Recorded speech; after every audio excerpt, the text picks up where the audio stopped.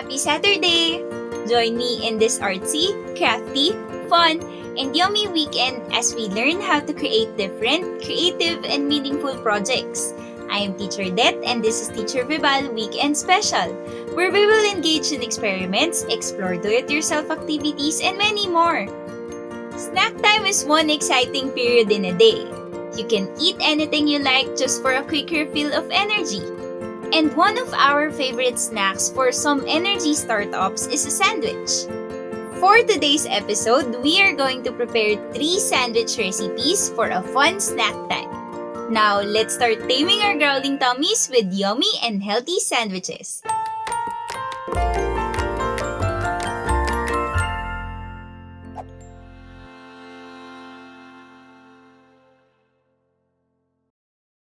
Before we proceed to our yummy activity, I would like to invite you all to a magical learning experience at home with Vibal's Happy Homeschool program.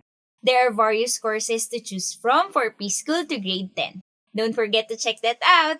Visit the website to learn more. See the link in the caption of this video.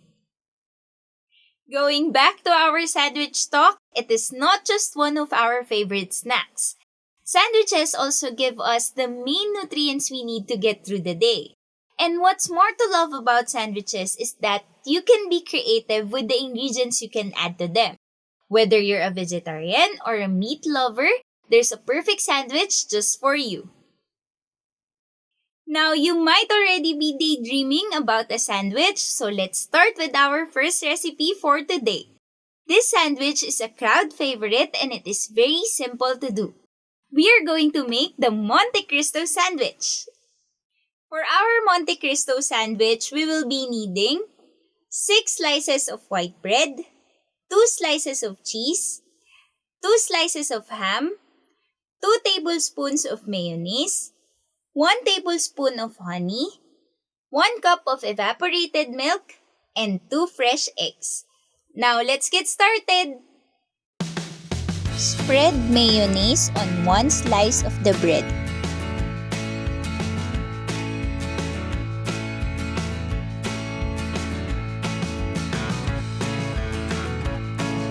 Next, add the boiled ham on the same side and top it with the other slice of bread.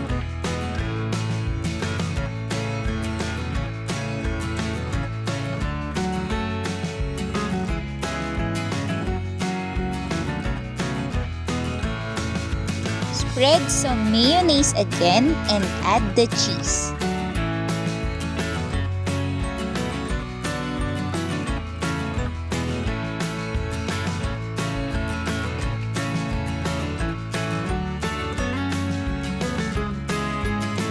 Put another slice of bread on top.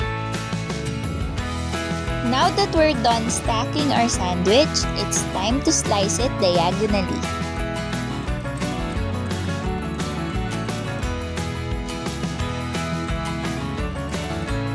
Next, beat the eggs in a mixing bowl.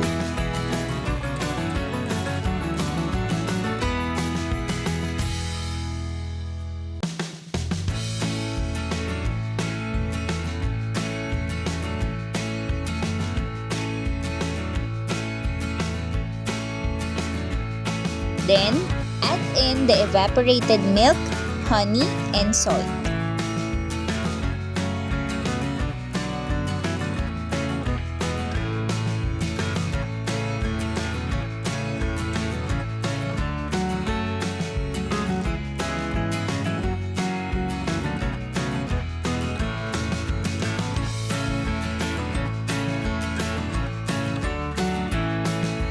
Dip the slice of bread, then set aside.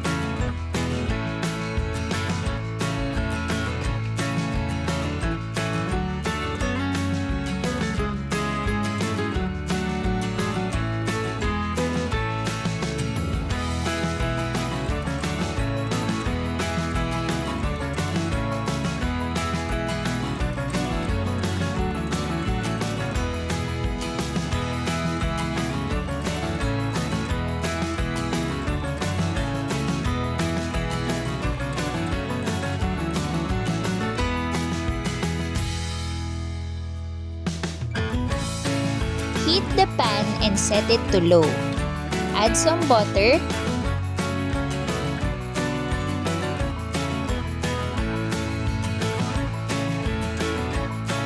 Finally, dip the slice of bread and toast on the pan.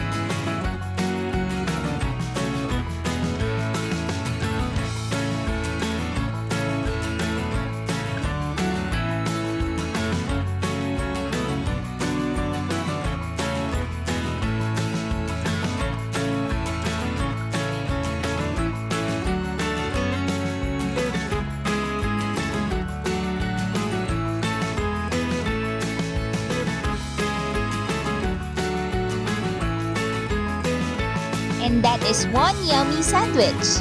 This will surely not just give you the French vibe, but also give you another snack to crave for. Wow! Now, how about we try something with the Filipino touch? We are going to make an embotido with tomato and basil sandwich.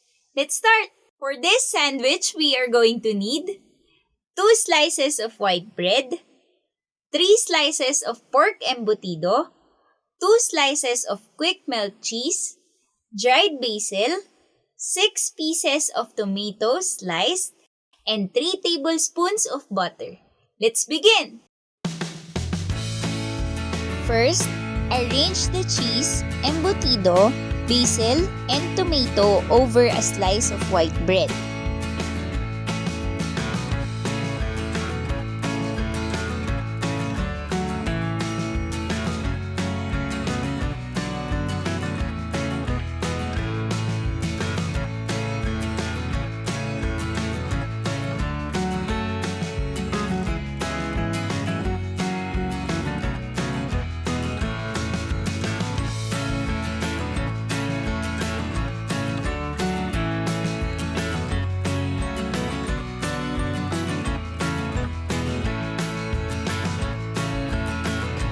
Top it with the remaining slice of bread.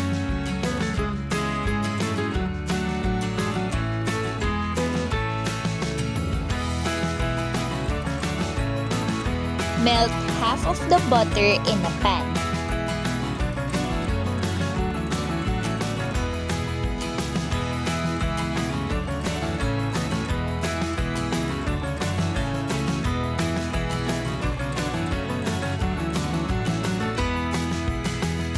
Gently slide the sandwich in the pan. Cook one side in medium heat for about 60 to 90 seconds or until it turns golden brown while gently pressing it with a spatula. Once the other side is done, lift the sandwich with the spatula high enough to add the remaining butter to the pan. Once the butter melts, it's time to flip the sandwich over to cook the other side until it turns golden brown.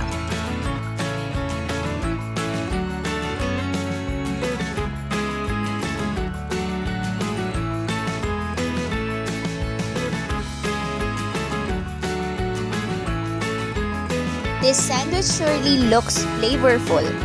Share and enjoy!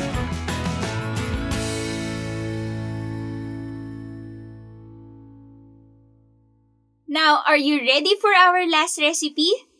This sandwich is perfect anytime since it's quick and easy to prepare. We are going to make a tuna melt sandwich. For our tuna melt sandwich, we will be needing 1 tuna in can, drained, 1 medium onion, minced, 4 to 5 tablespoons of mayonnaise, 1.5 tablespoons of sweet pickle relish, 6 slices of bread, 6 thick slices of Swiss cheese, and of course, salt to taste. Now, let's get started! First step, combine the drained tuna, onion, pickle relish, and mayonnaise in a bowl and gently mix.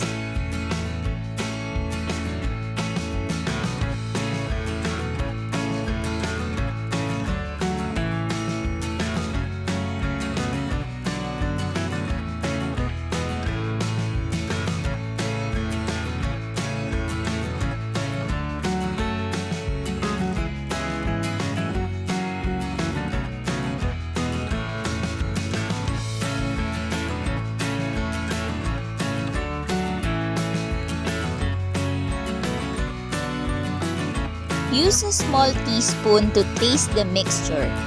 Add salt as needed. Mix well.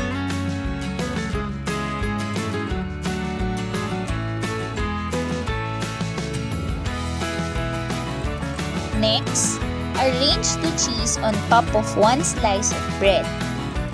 Top with 1/3 of the tuna mixture.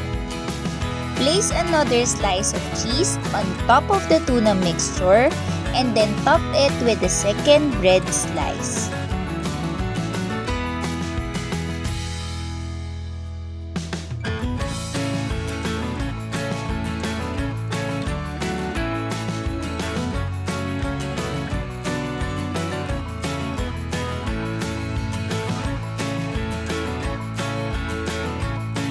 Now, let's toast our sandwich.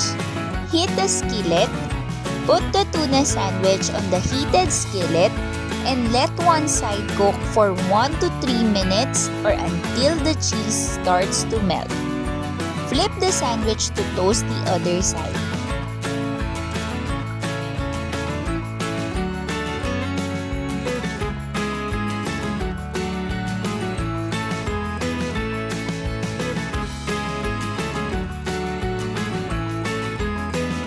Look at that!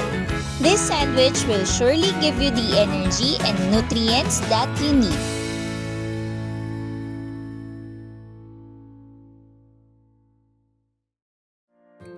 And that's it for our yummy weekend. I hope these yummy sandwich recipes help you enjoy every snack time. If you like this video, please give it a thumbs up and don't forget to hit the subscribe button.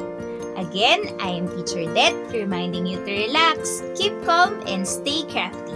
See you again next week for more fun do-it-yourself videos here in Teacher Vibal Weekend Special.